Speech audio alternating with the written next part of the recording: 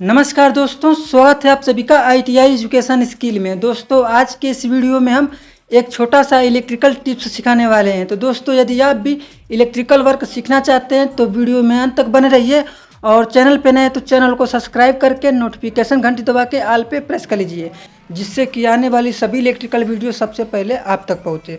तो चलिए दोस्तों वीडियो को स्टार्ट करते हैं।